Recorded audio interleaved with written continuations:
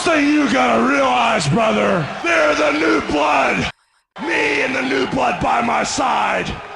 What you gonna do when Doc and Jock runs wild on you? What you gonna do?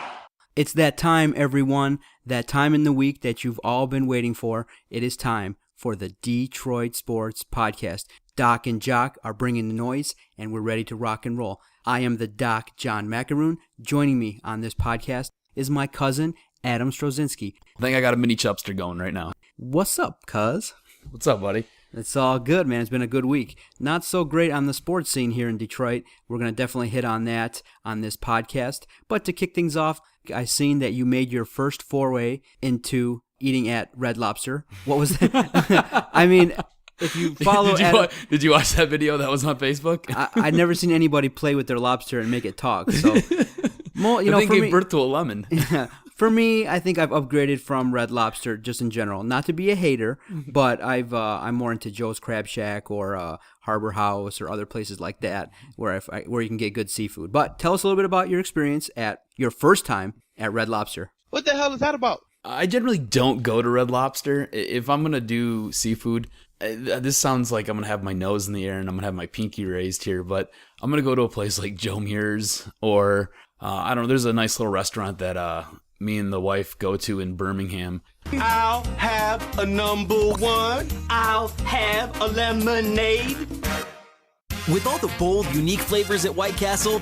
So, I mean, not to sound like like I've got my nose way up in the clouds here, but it was okay. It wasn't bad. I really do feel like Red Lobster is like what Olive Garden is to Italian. I know the same company owns both those, but I really feel like it's what Olive Garden is to Italian. It's just kind of where you go when you just kind of want to pop in real quick for something that's Italian-like.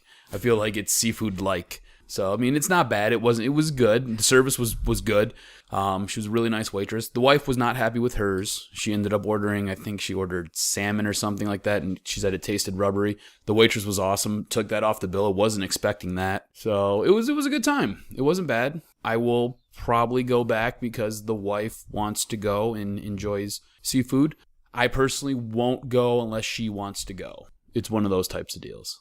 Gotcha. I've only eaten there once, and it was okay. During the all-you-can-eat shrimp, extravaganza. They're known for great portions of lobster and shrimp and all that for pretty good prices. But, yeah, it's not a place I would go to too often. But that's good. You went there, so it's all good. Showed up here a little bit late. I know you got stuck in traffic, so what are you going to do? Murdered today, man. Michigan traffic. Goodness. What are you going to do? Ridiculous. We got a lot to get to today. We got to hit on our Tigers. I mean, just judging by the first game versus the Toronto Blue Jays, I wrote a blog on DetroitSportsPodcast.com, and it came to fruition. I mean, the offense didn't show up.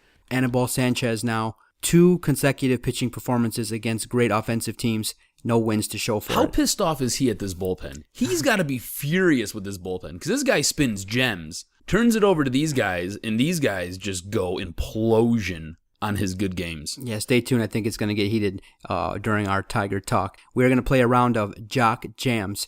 And cuz this week kicks off finals week, both in the NBA and NHL. So we're going to have friends of the podcast, Bryan Yates and Nate McCray, to talk about the NBA and NHL finals. So I'm looking forward to that. So we're prepped for a jam-packed podcast. Should be a good one, cuz. You ready to kick this bad boy off? I can't wait, buddy. Let's do it. All right, cuz. Just inevitably, the ups and downs of baseball sometimes can get to me. You understand that the Tigers had a strong consecutive streak of wins. They played great. The pitching staff was great. Joe Nathan was coming into form. Now, in the last couple games, some of the weaknesses that we've talked about have come to fruition, and some of the key talking points have been with the bullpen, and two, the offense is kind of stagnated in the last couple games. Right now, we're in the midst of a series versus the AL East leading Toronto Blue Jays.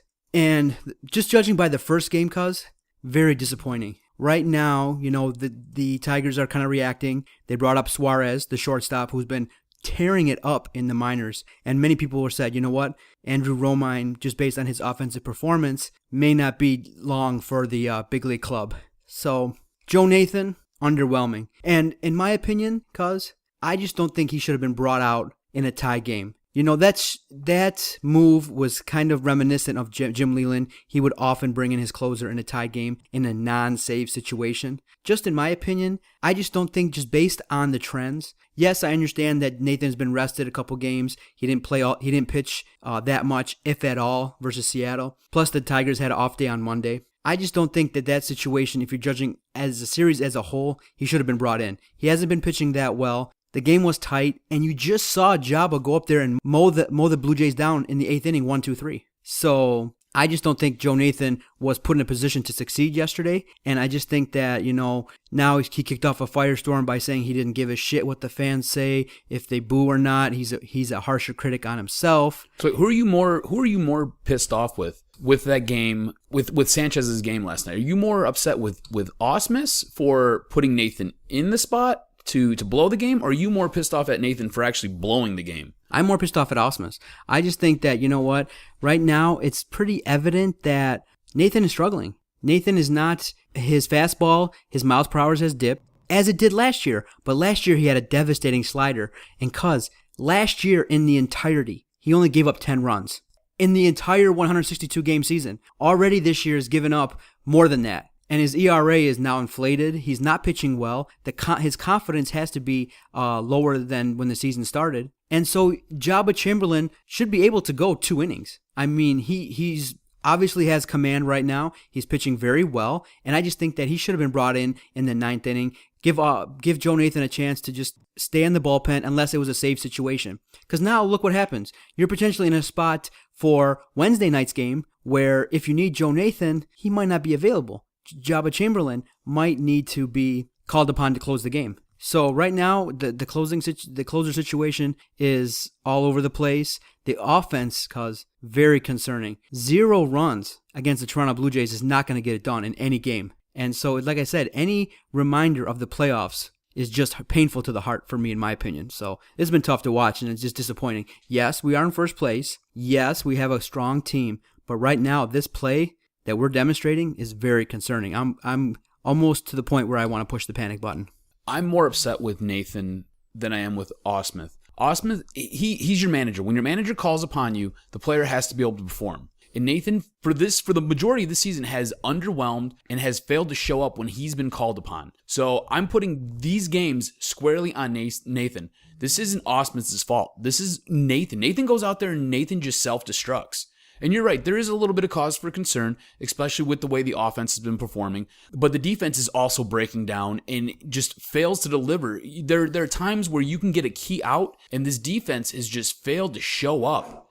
Whether it's going off of Nick Castellanos' glove, or you've got guys like Romine and Kinsler not communicating and balls going right up the gap. It's just, there are giant issues with this team right now. And I think all this falls squarely at the feet of the general manager, because you have to look at who put this team together, how he constructed this team, and what he thought he had going into this year. It's just not playing out well. It looks like garbage out there. You know what it looks like? It looks like we've sat there, we're paying millions and millions of dollars for a softball team.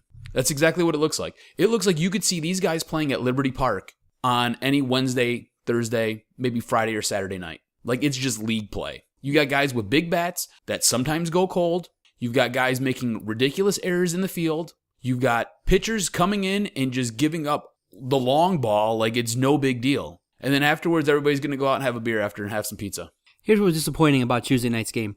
0-0. Anibal Sanchez pitches a gem. Jabba Chamberlain does his job, mows him down in the 8th. Joe Nathan, first batter is the 9th batter. That's usually an out. The 9th batter. You go it should up, be an automatic out, especially with your closer. And you get ahead in the count 0-2. Yes, he threw a pitch that could have been questionable, that could have been a called third strike, but you got to get that guy out. You can't walk him. That's fundamental baseball. Always, everyone tells you, if you walk a batter, that's a killer run. And then the inning just became comical with the comedy of errors, at shortstop, and then the home run. I mean, come on now. So they put up a 5 spot. You got to understand, if you give up a run, you got to calm the waters. Because look what happened. J.D. Martinez in the 9th hits a 3-run home run. So we end up losing Tuesday night's game 5-3 to Toronto, who's on a hot streak that's so unbelievable. 17 wins out of 21 games. And their pitching staff is not as good as Detroit's. Obviously, we have the edge in pitching, but if our offense is going to be this cold, it's going to be tough to be competitive in these games. Oh my gosh, cuz how concerned are you? What's been going on? What are you seeing with this offense? Why are we going so many innings consecutively without scoring runs, and why are we not putting up as many runs as we should be? Because when we were playing well, we were putting up well over 4 runs a game. During the last couple weeks, the run production has gone obviously way down. I think this is just something that happens in baseball. As far as the offense goes, I'm not super concerned. In baseball, like we said on previous podcasts, it's just streaks. Baseball is a game of streaks. Long streaks, detrimental streaks, streaks where you sit there and you go on 20-game win streaks, streaks where you win 17 out of 20 games. It's what baseball is. Baseball is just a game of streaks. I think this offense is just scuffling along right now. When the big bats don't show up, there is an issue. When Miguel's not hitting home runs and not driving in runs, when Victor's not getting on base or driving in runs, there's an issue. But I think this will kind of clear itself up as the season goes along. This will just kind of be a small blip on the radar. This blip is starting to get bigger and starting to balloon because it's becoming more and more of an issue.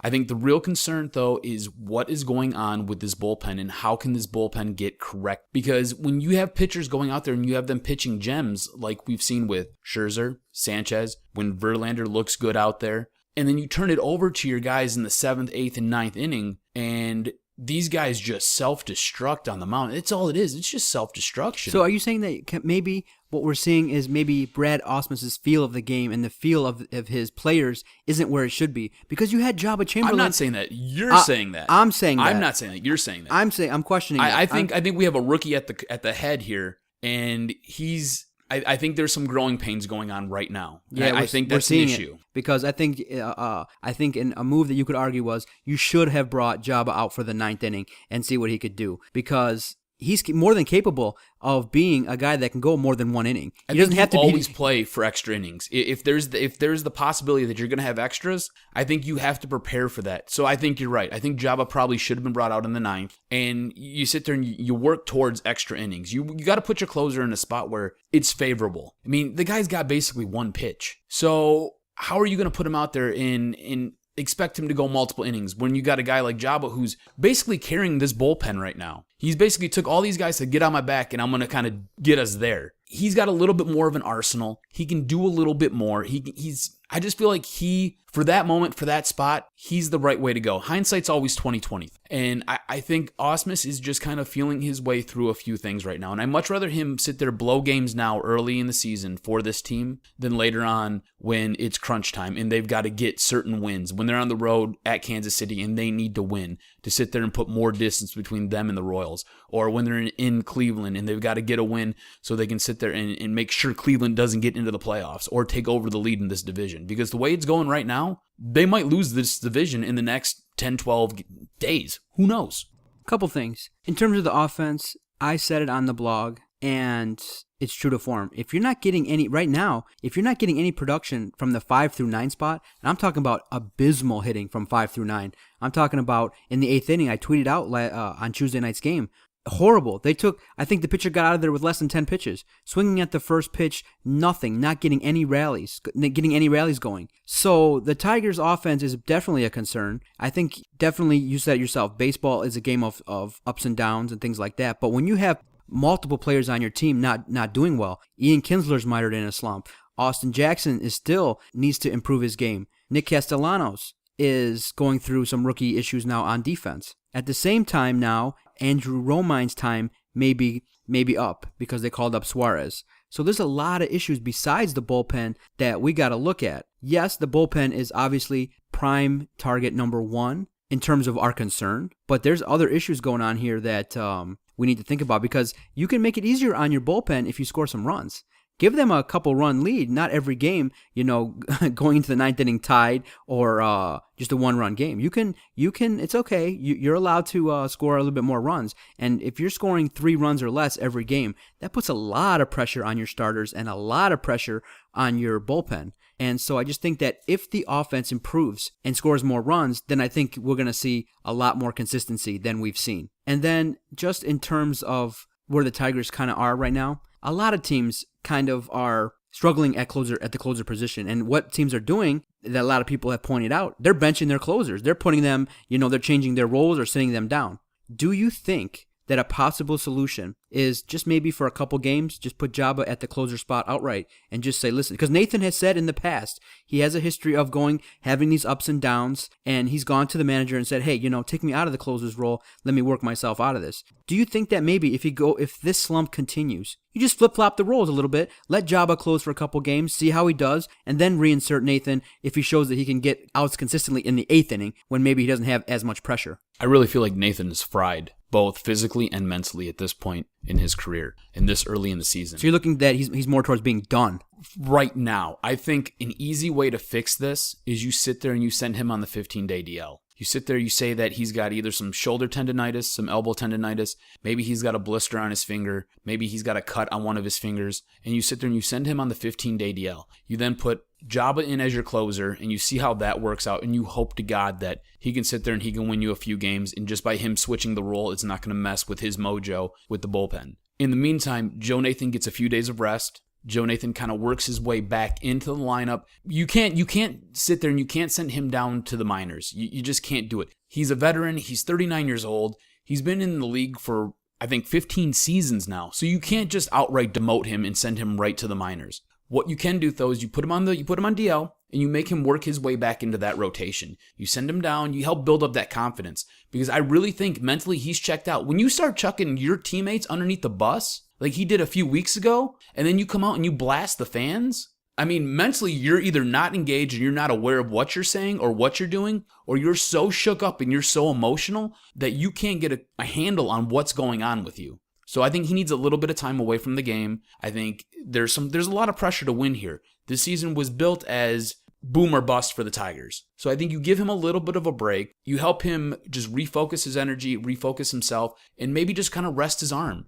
Maybe that velocity comes back with a few days off. You got to remember earlier on in the season, we were talking about him having a dead arm, which by all accounts, it just means it hurts. It's sore. And he can't sit there and he can't dial it up when he needs to dial it up. So give him a few days off and let him see what happens. On a scale of 1 to 10, what was your reaction to his post-game comments with his expletives and kind of just going back and forth saying he puts more pressure on himself than the fans and that he doesn't give a shit if fans boo and things like that? What was your reaction to those post-game comments, obviously after a frustrating 9th inning and performance? I feel like that was just a lot of emotion and a lot of frustration boiling out of him at that point. On a scale of 1 to 10, I would probably give it a 7. Did it piss me off? Yeah. Does it make him look bad? Yeah. Does it make the fans want to turn on him? Yeah. And is that going to help this team right now? Absolutely not. So I just think there's a lot of emotion. I think he's just starting to feel the pressure right now. And I don't think at this advanced age of his, I don't think he has the physical capabilities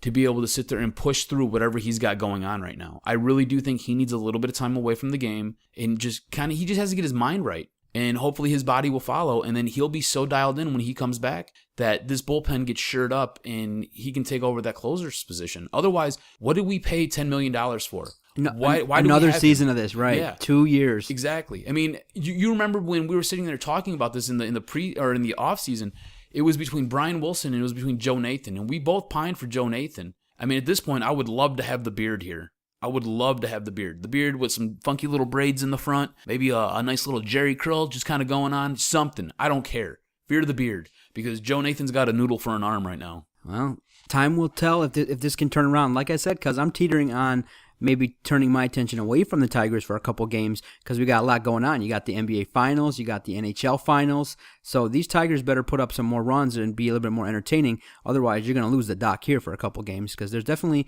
some alternatives out there. I really don't know why you pay attention this closely to baseball while the NHL playoffs are going on. Oh, man. The NHL playoffs. Because the Tigers are getting attention because they are potentially a World Series team. And I understand. And when you have more pressure, the best playoffs that you've ever seen. Definitely, we're going to hit on that in the next coming segments with our friends of the podcast. So stay tuned. We are going to play a round of Jock Jams after the break.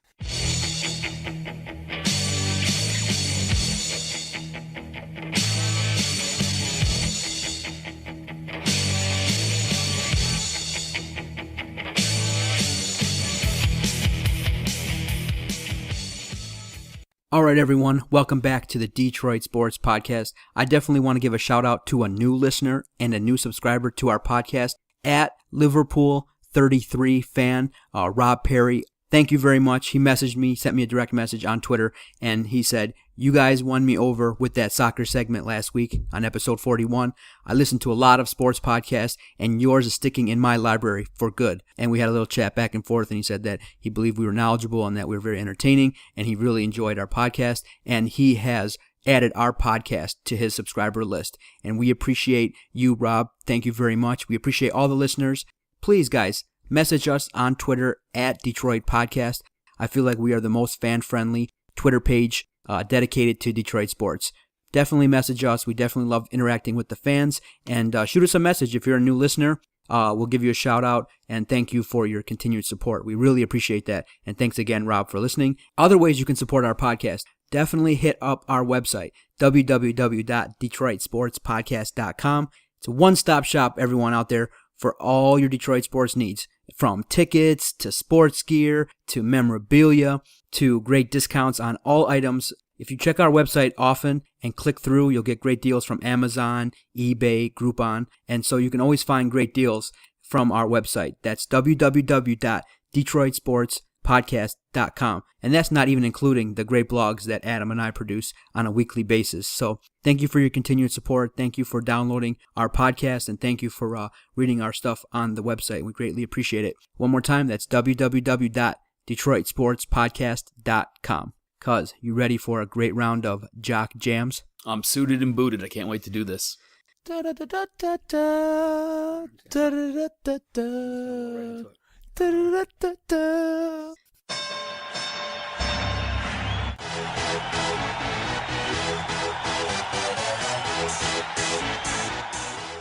Well, since Rob said he loves soccer, we'll kick things off with an important soccer topic, because we are 1 week removed from the World Cup. Who's excited? Who's got two thumbs and is excited? I'm very excited. I think I got a mini chubster going right now. I'm very excited. So the U.S. team, without Landon Donovan, is in a very difficult group with Ghana, Portugal, Germany. We got 3 games to get out of that group to finish in the top 2. Does the United States come out of the group in the World Cup? Watching some of their tune-up friendlies that they've had, that back line looks like the legs of an 8-mile hooker. You could basically drive a freight train through that back line. Unless they shore that back line up, they've got one more game to get that figured out before they head over to Brazil. If they don't get that back line figured out, there's no way they're advancing. They might get a tie with Ghana, and that's it. I see them losing to Germany, and I see them possibly then losing to Portugal. Out of their group, I really think they can beat Ghana as they're currently constituted. I don't see them beating Portugal right now, and I don't see them beating Germany. I think Germany hands down wins this division. If the U.S. can sit there and figure out the back line, I think they got a good shot to beat Portugal. I don't like anything really Portugal ever does. Portugal always seems to underwhelm whenever they get on the big stage. Cristiano Ronaldo, he just seems to kind of disappear a little bit, and I don't think there's enough pieces around him that make them extremely dangerous. Ghana, Ghana's been a thorn in our sides for years now. Years, always booting us out of the World Cup. I think we can beat them this year. I like a lot of things that Klinsmann has done. I like a lot of the tactics that he's done. I like a lot of the setups that he's sit there and he's instituted. And I like what he's done with this roster. If you look at this roster, top to bottom, he's got a lot of guys who don't necessarily live in the States, but have ties to the States. And he's brought them in. So you have a little bit more of a worldly team, I guess is the best way I could put this. So he's got guys who are playing in the Bundesliga, guys who are playing, not just in MLS. MLS isn't the best league out there for soccer. Let's just be honest about it. So you need guys who are out there in the Bundesliga. You got guys who are playing in other Dutch divisions. You got guys who are playing in Serie A.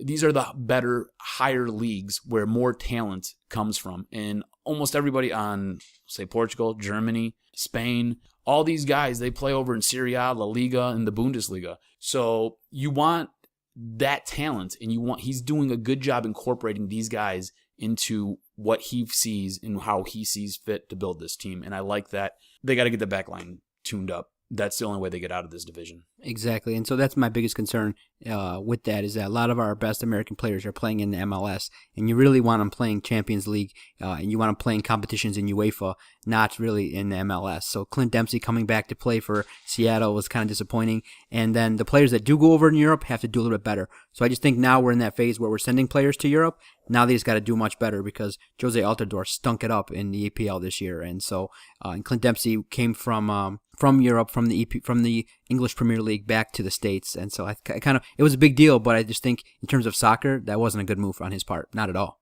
I agree.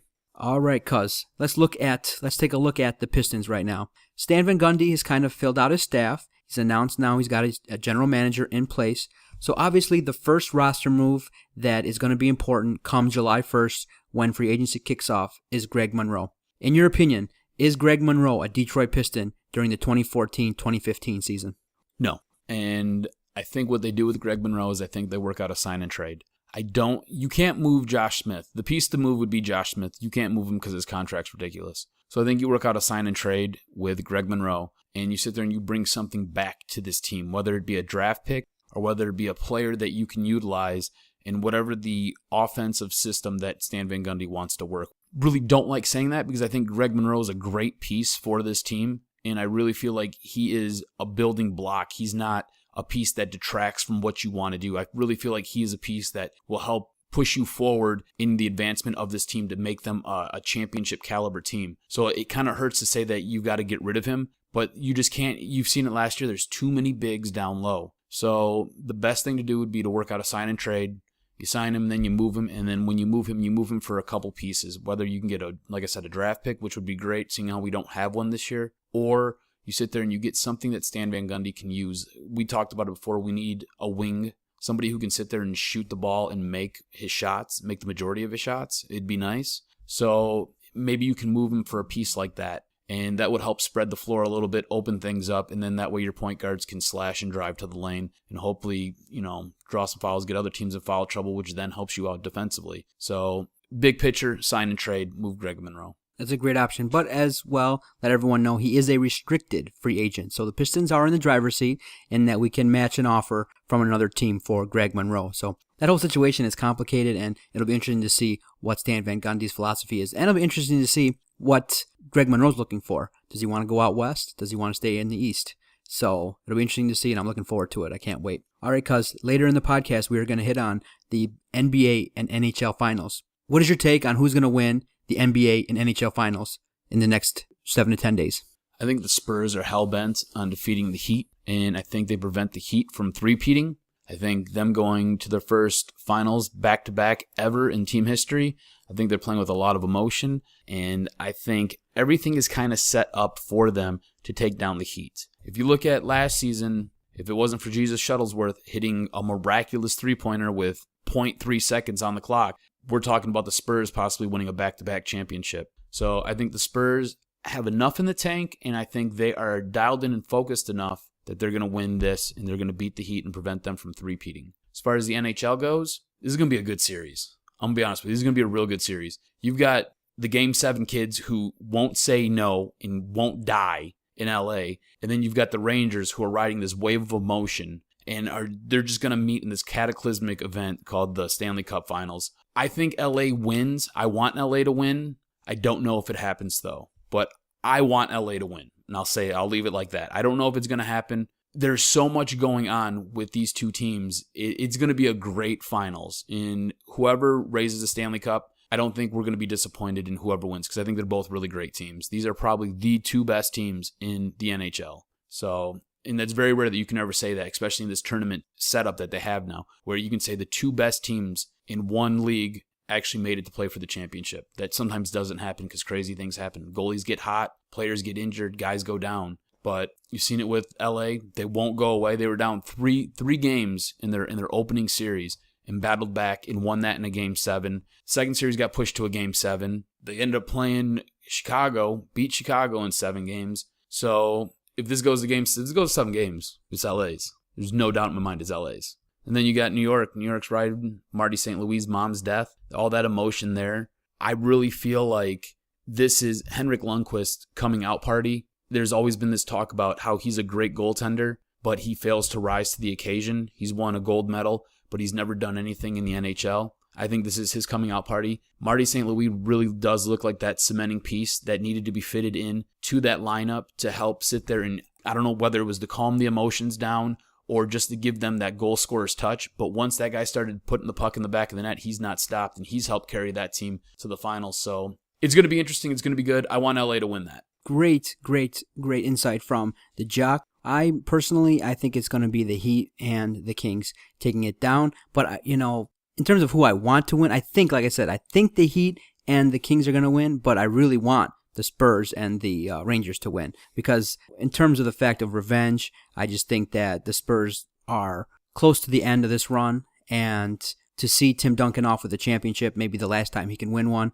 would be a great thing. And in terms of the NHL, I really want the Rangers to take it down. Like you said, Marty St. Louis, the team is united, and they play a great style of hockey. They play an open style. They're pretty tough, and I like it to stick it to John Tortorella, who kind of alienated everyone, and his act kind of wore thin. And so this new coaching staff, I think, led by Alain Vigneault, will be a tough out. If the Kings are gonna, wouldn't it be some story, cuz if the LA Kings go 7 games to win all 4 rounds, that would be awesome, of the NHL playoffs. That would be a story of the ages.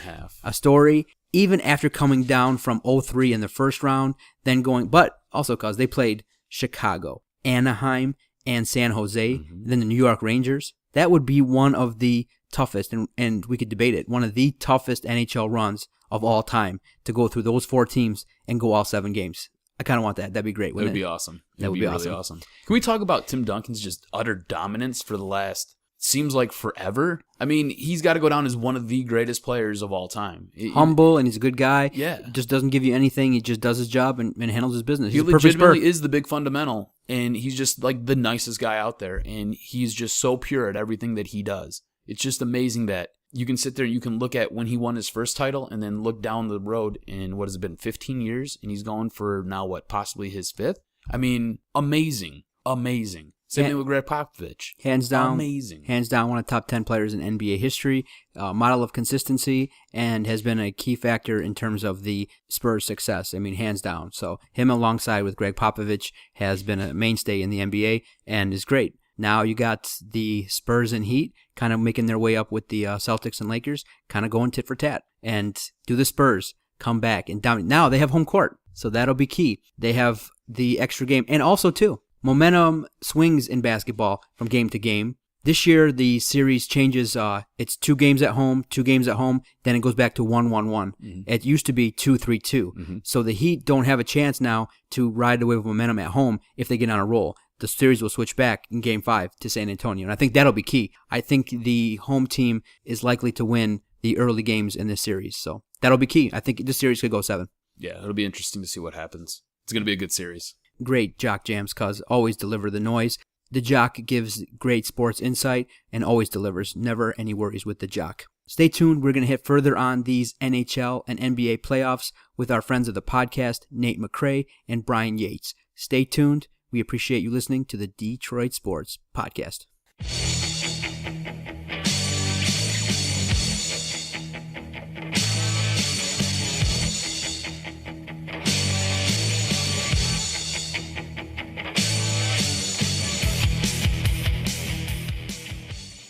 All right, Detroit Sports Podcast listeners, we've got a special treat for you. We are bringing you Nate McCray, the sports agent with Dynasty Sports Management. This guy has tons of basketball knowledge, as well as being an agent to quite a few basketball stars.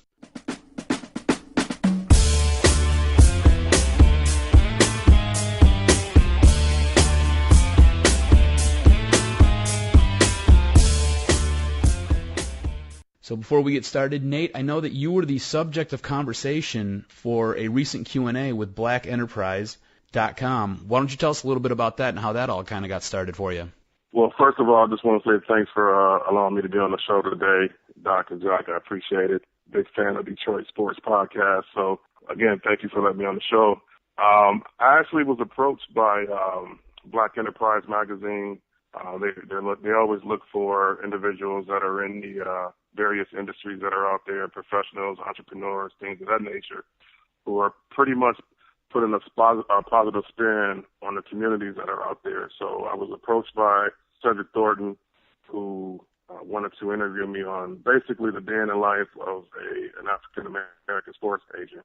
So I just kind of brought him into my world, and we did a Q&A, and we talked about, how I launched Dynasty Sports Management, some of the obstacles that I come across as far as being an African-American sports agent and trying to recruit athletes and represent them as they make that transition into professional basketball, football, and what have you.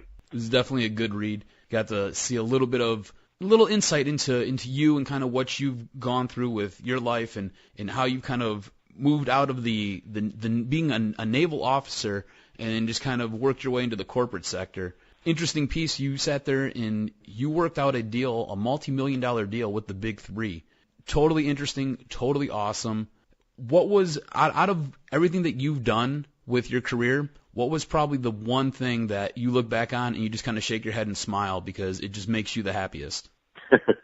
I would have to say before, venturing into the corporate sector is the 7 years I spent in the military. When I first joined the Navy, I kind of had in my head, I'm, 18 years old, just leaving the house.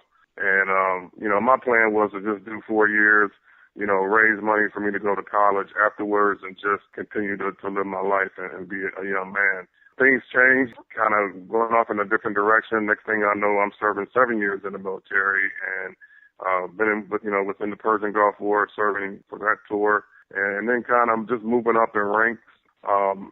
Within the Navy and some of the things that I come across throughout my career is just I look back on it and I'm like, man, I didn't even think I was, after I did it and got through boot camp, it's like, what the heck did you do? Why did you do this?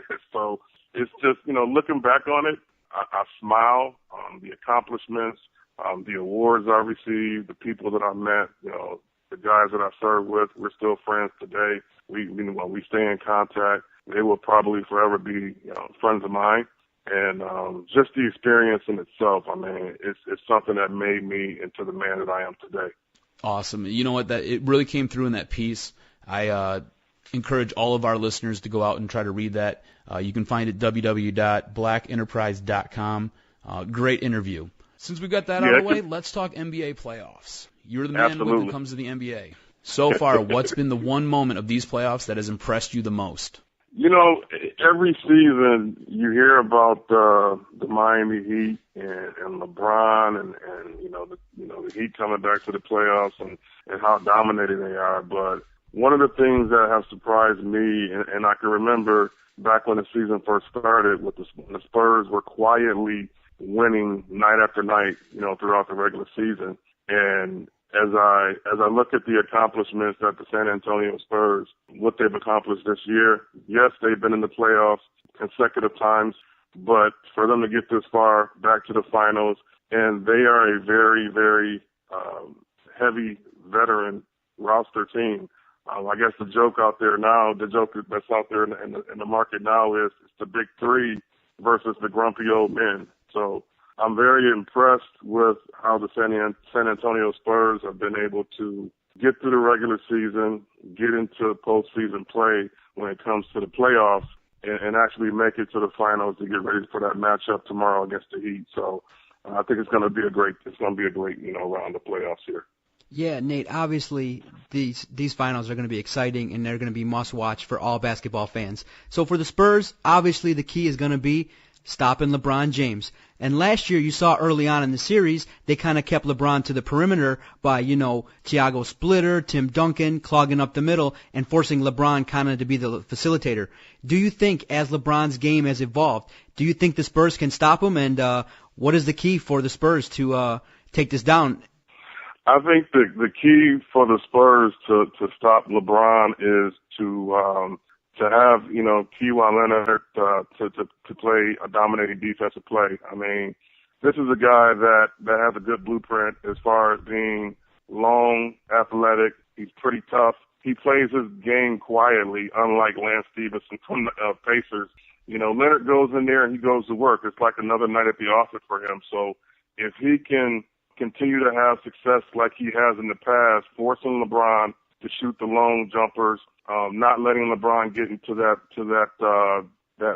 rhythm, if you will, and be great at the defensive end, being aggressive. I think he has an opportunity to at least slow up LeBron a little bit so that they'll have to depend on other players within the Miami Heat to try to score points and get them ahead. So the key is going to be Leonard as well as Danny Green. You know, the X factor for the Spurs is Danny Green. So those two guys and San Antonio just coming out and playing their game, I think they have a great shot. Now, kind of early on, the media kind of got a hold of Tim Duncan's words saying that, yes, we want the Heat and things like that. Do you think that, that was overhyped? And what do you think are some of the storylines that are going to come out in these NBA Finals? Man, from what I know about Tim Duncan, that's out of character for him. I mean, I'm not buying into that part of the media hype. I mean, I think it may be that his statement was taken out of context. I think that Tim is a professional basketball player that comes in and he plays his game and he doesn't let all that outside negativity get to him. It was a statement that was taken out of context. It's something that I wouldn't buy into, and I think Tim's going to be okay when at tip off he's going to come out and handle his business. Do you think that the Heat are going to use those words and all that media hype surrounding what Duncan said and use that in their locker room and put that up for billboard material? I really don't think that Miami's gonna, I just can't see them using the media hype of Tim Duncan's response or his reply, doing an interview to try to hype up the team. I mean, everybody knows Miami's gonna come out and they're gonna be Miami. They're gonna come out and they're gonna try to handle business and they're gonna have the serious looks on their face and not gonna be a lot of jumping around and jaw jacking. It's going to be business as usual. That's how they come out and conduct their gameplay. And it's just going to be at a higher intense level as far as the aggressiveness, both offensively and defensively. This is probably going to be one of the most exciting finals that you've seen play in the past couple of years. So I just look for Miami to come out and just continue business as usual. What do you think we should expect from this matchup? Do you think it's going to be real hard hitting? They're going to be bumping into each other? You said there's not going to be a lot of trash talking, or do you think it's going to be a little bit more of a just kind of up and down the court type game? What do you think we should expect from this matchup? I mean, I think you can expect the aggressive play off from both teams. Yes, there's going to be a lot of fouls committed. I really feel that one thing that San Antonio needs to be aware of is not letting Chris Bosh get to the foul line. And also for Miami to be aware of not let Ginobili get to the foul line either, because they're both shooting in the, I guess, the low to the mid-80 percentile when it comes to free throws. So although they're going to be leery of, letting those guys get to the line, I think at the end of the day, you're going to see a lot of physicality play between the two teams, a lot of up and down, some fast breaks. I guess the issue from both sides is going to be not to give up the easy points or the fast break points. That's where you're going to see a difference, breaking away from the other. So if somebody gets off of their game plan and let the other team get easy points, then that's where you're going to have the difference. All right, we're going to put you on the spot here. What's your prediction for this series? I got to go with the Spurs, man. I mean, my man. If Tony Parker can come in and contribute either in, getting above his 16-point average, each night, or, contributing with more assists, I think that the Spurs have a shot, but they need Parker, they need Ginobili, they need Danny Green to come out and just be on fire, and they also need Leonard to come out and dunk. Duncan is a key also. They need all five players and the bench to help out with this, and I think they can get it done. Awesome, Nate. We want to thank you for coming on. Will you tell our listeners where they can find you at? Yes, you can find me on Twitter via the organization that I run. It's at Dynasty Sports LL. Also, don't forget to check out the article at blackenterprise.com. It is in the lifestyle section, or you can Google my name, Nate McCray, Sports Agent. So, yeah, I'm glad to be on the show again. I want to thank you guys. Nate, thank you. We appreciate it as always. All right, take care. Take it easy, buddy. Congratulations, you're still my agent. I want to thank Nate McCray for coming on and giving us his insight regarding the NBA Finals. He's got great insight, and he was a great interview, cuz I appreciate all the friends of the podcast that we get a chance to interview doing this podcast. He was really cool. The guy's got a great voice, by the way. The guy should be on local radio around here.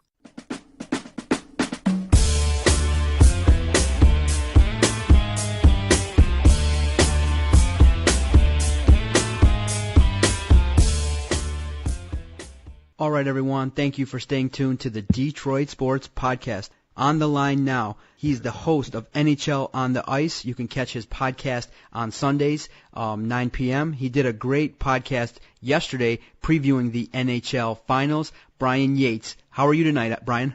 I'm good. How are you guys doing? Oh, we're excited, man. We're on the verge of Game 1, the LA Kings versus the New York Rangers. We're all excited.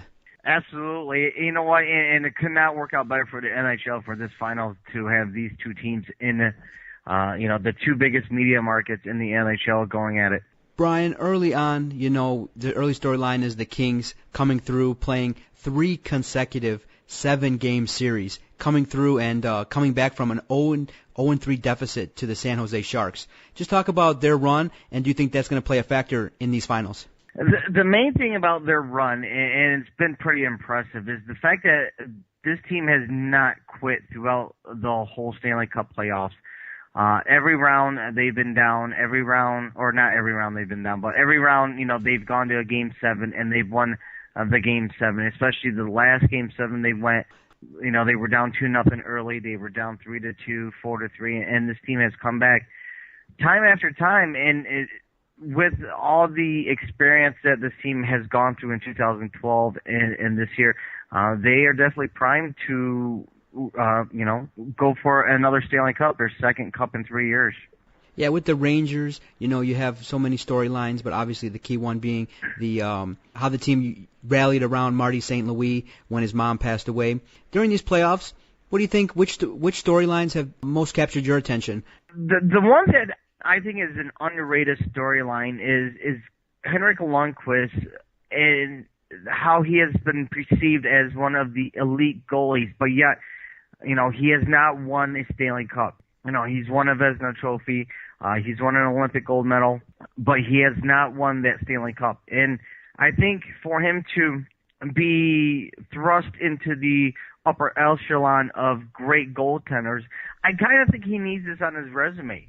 He's been anointed the nickname King Henrik, but yet he hasn't won anything. Well, let's see if King Henrik can, live up to his nickname and win the Stanley Cup this year. Of these two teams, which one do you think has, I guess, the best overall team headed into this matchup? I mean, injuries do happen, and that's one of the things about the NHL that is so interesting is it's such a long, grueling, arduous journey to get to the Stanley Cup Finals, and then when you finally get there, a lot of times you don't have the roster that you initially started with. Well, I think when it comes down to experience, by far the LA Kings have the advantage. But I look at the whole picture of, not just experience, but just the depth of a team.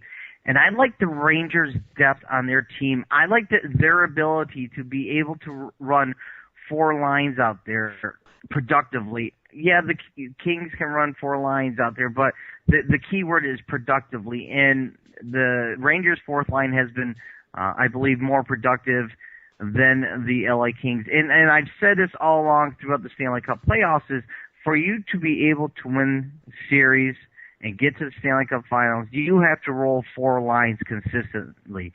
And I think Alain Vigneault has done a great job in running out all 4 lines and playing all 4 lines consistently. When you have a guy like Dominic Moore, a 4th-line guy, being able to win a game for you, I think that shows a lot with the Rangers' depth on their squad.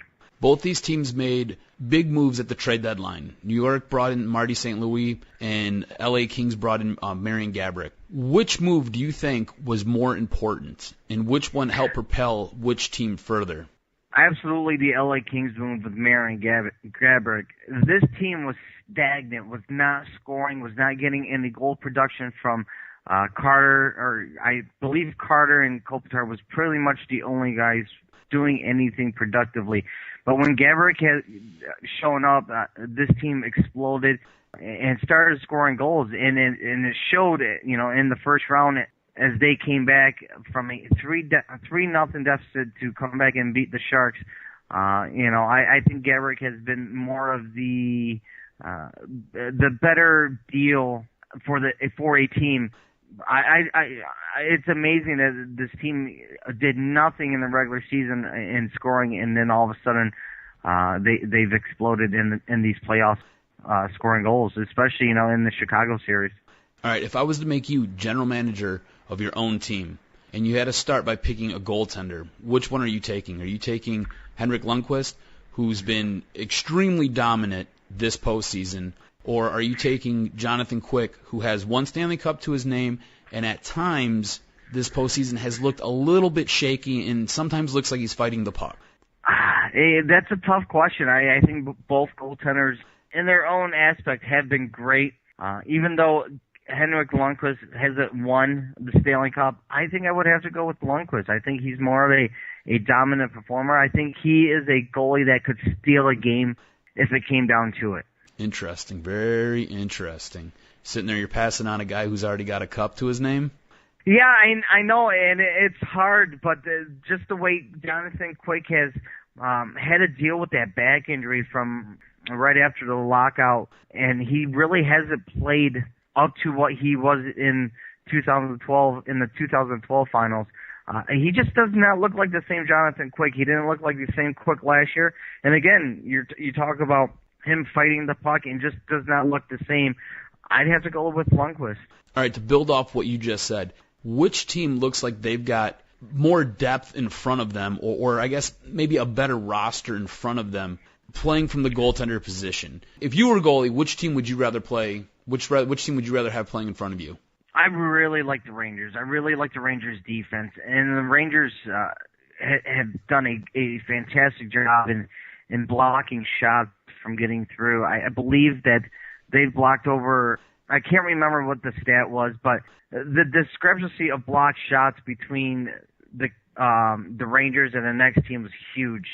And that's what Torts did with this defense last year, and I think Alain Vigneault has took that aspect of Torts' coaching and put it into the Rangers' philosophy, yet putting his own spin on it. And the Rangers blocking shots, getting in front of shots, if I was a goalie, that's what I want. I'd like to see my defense do that. I really like the Rangers' defense. Was John Tortorella that big of an issue? Because there wasn't a whole lot that really changed over from last season to this season. I mean, you did bring Marty St. Louis in, and I think that was probably the biggest move that was made, and that was done at the trade deadline. But looking at last year's roster to this year's roster, really and truly the big difference is John Tortorella. Was John Tortorella, did he really alienate that many guys in that locker room that they basically just said, we're not performing for you? And Alain Vigneault comes in, and they're like, you know what, we like this guy. We're going to do whatever this guy says. We're going to go through a wall for him. I believe so. You look at the debacle in Vancouver this year. I mean, horrible reports coming out that Torts wanted Burroughs gone. He had no connection with his AHL affiliate. And I think his time worn out in New York. I mean, players were just sick of being talked down to. If I want the respect of my players, I'm not going to, rip them game after game after game, loss after loss after loss. You treat them with respect. They're grown men, and that's all it comes down to. If your boss came to you and talked down to you day after day after day, would you want to put your 100% effort into doing your job? Probably not. Yeah, I'd probably take my skate off and try to cut him. I'm going to be honest with you. Yeah, pretty much, or take a hockey stick and try to bash his head in with it. Exactly. All right, what should we expect from this matchup? I really feel like this is going to be a great series, so what do you think we should expect? What should we look for? You know what? It's funny because I look at everyone picking, and they're picking the Kings in 6, Kings in 4, Kings in 5. I don't think so. I like the underdog, and the fact that I like the Rangers' defense better. I think they have a better unit of defensemen And I think Lundqvist is, he struggled in the first series, but has definitely come on in these last few series, especially against the Penguins. I really like the Rangers defense against the Kings forward, and I think that's going to be a huge matchup. The Rangers like to transition quite a bit, and I believe that the Kings will try to play more of a physical, wear you down kind of play where the Rangers like to transition with the puck and those breakout passes. It's going to be a fun series. You're going to see some scoring, and you're going to see some tight games. All right, so we're going to put you on the spot here. What's your prediction? Rangers in 7.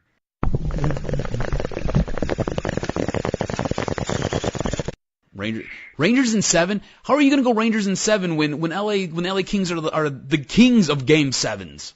See, that's the Kings or the Rangers won 2 Game 7s as well. So yes, but the LA Kings, this is just how they win their Stanley Cups. It seems like they always sit there and they always have to push it to a Game 7, and then they sit there and they win. They're like the kids who just won't die. It doesn't matter what you do. You can't drown them in a bathtub or anything. They just don't want to die. I think it does this time. I just think all the battles, all the games that the Kings have played, they've played 21 games, the max that they can play in the playoffs. And look who they've played. They played the Sharks. They played the Blackhawks, and who they play in the quarterfinals? Anaheim, thank you. Those have been excruciating battles. I mean, hard fought. I think they run out of gas here. Very interesting. Very interesting. I'm going to have to disagree with you, but it's interesting to say the least. And you know what? And that's great. I am so glad you disagree with me because, you know what? Probably about 95%. Everybody probably other than New York is disagreeing with me right now. It's the only state that wants New York to win. Everybody else hates New York. That's right. It's just the Kings. Hey, the Kings are a great story. Marty St. Louis and his mom and what's his name? The guy who scored the goal the other day. Dominic Moore. Yes, Dominic Moore. His wife passing, and it's been like a year, and that's a great story. And it's all kind of heartbreaking, but I just think the Kings just Game 7 domination. I just think that's the story. I think that's where everything lies. Emotions can play a huge part in a series like this. That's true. And it could be a great swing or it could be your downfall. But right now, it looks like they have just built off the momentum of, doing it for St. Louis' mom, Dominic Moore's wife, and they've just gelled. For some reason, ever since St. Louis has come in, they've seen the gel as more of a team, especially with Brad Richards being there. Richards played with St. Louis in 2004 Stanley Cup run with Tampa Bay. So, you know what? I don't know. I like the leadership of the Rangers, but not to take it away from the Kings because Kings have great leadership too. And the Kings have been there. They've won the Cup. So this is going to be a fun series. I'm really excited. And you know what? The NHL, I mean, they could not have scripted this better than having these two teams in the Stanley Cup Finals this year. I totally agree with you right there. So I heard this rumor going around. You're going to the NHL draft? Yes. I will be heading to the draft later this month. Looking forward to it. It'll be my 3rd draft I'm attending. Awesome. What are you kind of geared up for at the draft? You know what? Just being around the people, the atmosphere is such a fun atmosphere. You think, an NHL draft, how boring. But when you follow the juniors in the OHL, the WHL, and the QMJHL, and the whole Canadian Hockey League junior circuit, you get excited to see all these kids get drafted, who the next Red Wing is going to be.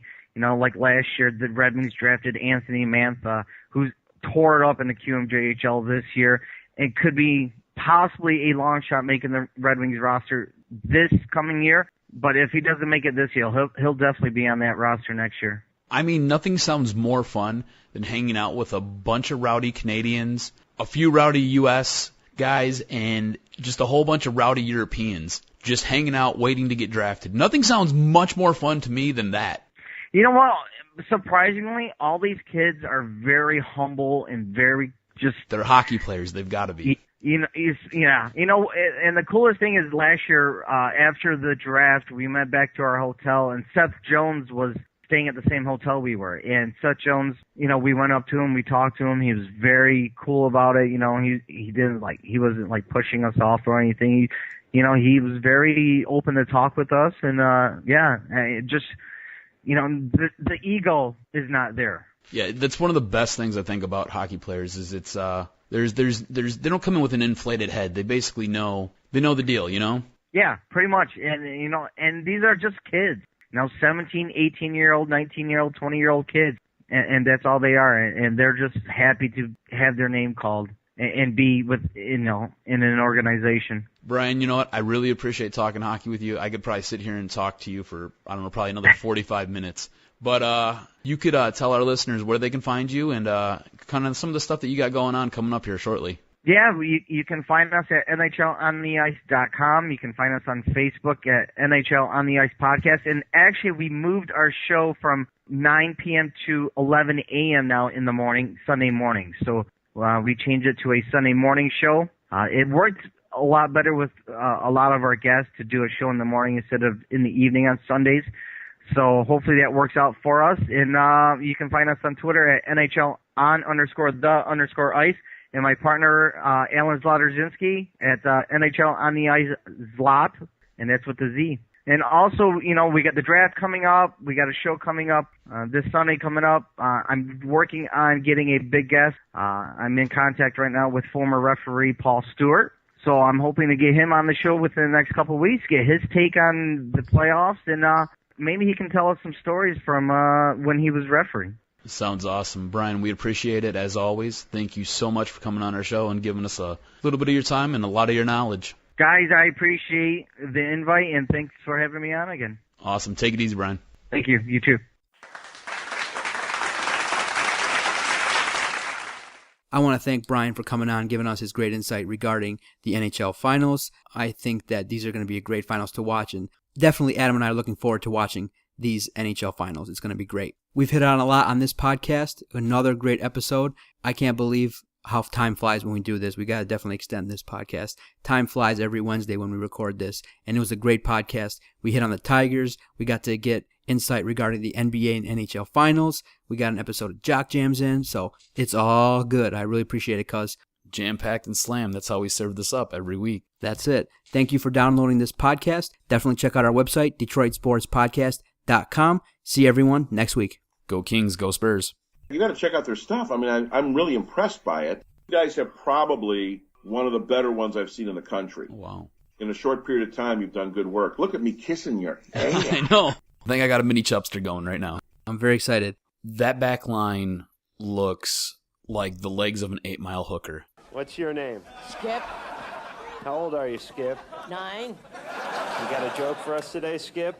Hell yes, you'll laugh your ass off. Let's hear it. Guy goes to a $10 hooker, and he gets the crab. So he goes back to complain, and she says, "What do you expect for $10? Lobster?" Now that's what I'm talking about. This kid is precious.